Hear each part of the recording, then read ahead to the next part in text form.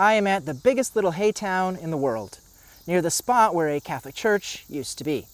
On either side of where I stand, there's actually two steel buildings, which you can't see because of the trees, but one building is built upon the foundation of where the church originally sat, and the other steel building has within it the frame structure that was once that same former church.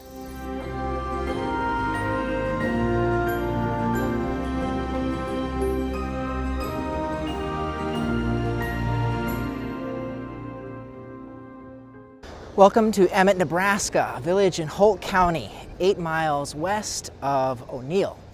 Emmet had a population of 46 at the 2020 census.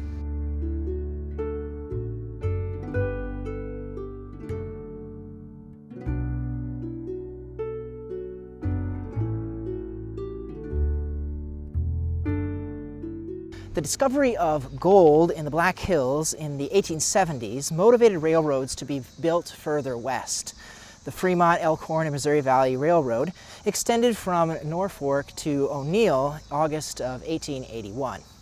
As the railroad continued further west, Emmet was founded in 1882 along the railroad. The town was named after Robert Emmet, the Irish patriot.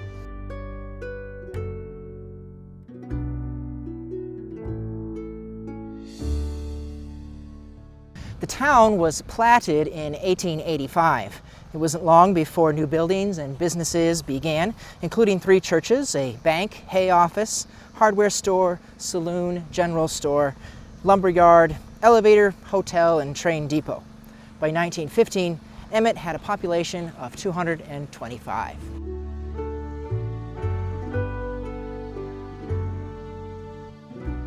Like much of Holt County, the Emmet area was well suited for the production of wild hay.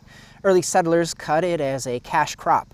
In the 1920s, the Emmet Elkhorn Valley Hay Company was founded. It was later abbreviated to just the Emmet Hay Company. The community still describes itself as the biggest little hay town in the world.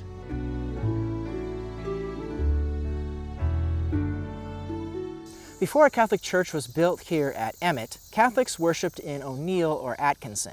Then, in 1910, the Church of the Epiphany was built and dedicated January 6, 1911, on the feast of the Epiphany of the Lord. The Emmet Church began as a mission attended every other Sunday from St. Patrick in O'Neill. I am here on 2nd Street, near where the church used to sit. Behind me, on private property, a steel shed was built upon the foundation of where the church building used to be. I'll try to get a little footage, but I don't want to infringe upon the privacy of the people who own it today. The old rectory is also there on their property as well, now used as a home.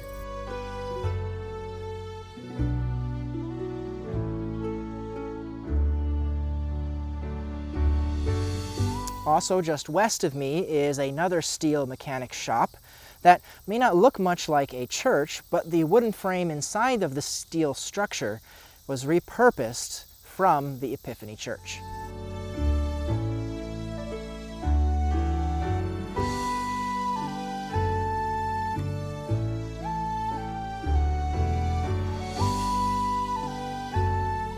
In 1917, Father Michael F. Byrne was appointed as the Church of the Epiphany's first resident pastor. Father Byrne became Emmet's longest resident pastor, serving 21 years until 1938. During his time, a chapel dedicated to St. Joseph was built in Amelia in 1919, served from Emmet as its mission until 1923. St. Joseph in Amelia again became a mission of Emmet from 1940 to 1969.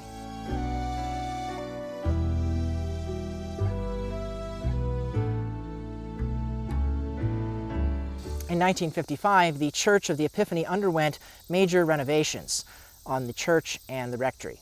When a new church was built at Holy Cross Parish in Omaha, the 3 altars from that old church, the main altar and the 2 side altars, were presented to the Emmet Parish.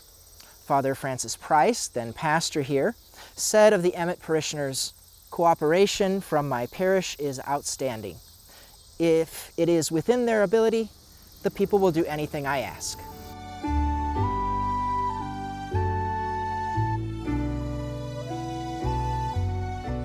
Over time, as farms increased in size, people left Emmet to find employment elsewhere. The decline in population caused a number of businesses to relocate. Several buildings were destroyed by fire. Others were moved away. In 1969, the Epiphany Church again became the mission of St. Patrick in O'Neill.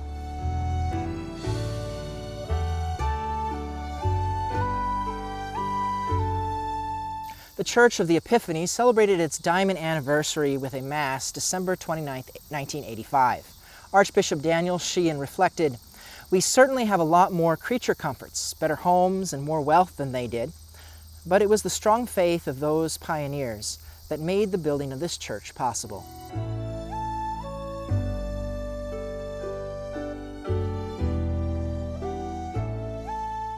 The joy of celebrating 75 years soon turned to sorrow.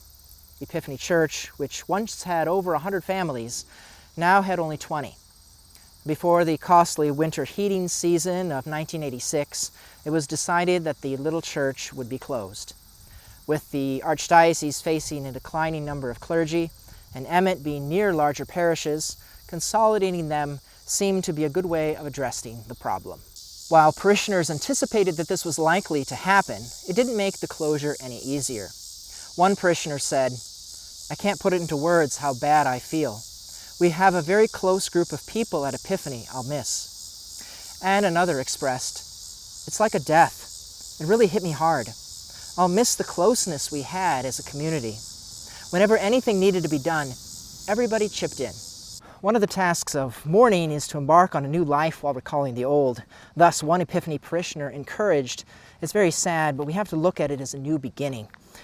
To grow in our Christianity, we need to be involved in a parish that has more programs." Sunday, November 2nd, 1986, All Souls Day, the day the church prays for her faithful departed. The final Mass was held here at the Church of the Epiphany in Emmet. The bell tolled for a final time as worshipers prayed the Hail Mary.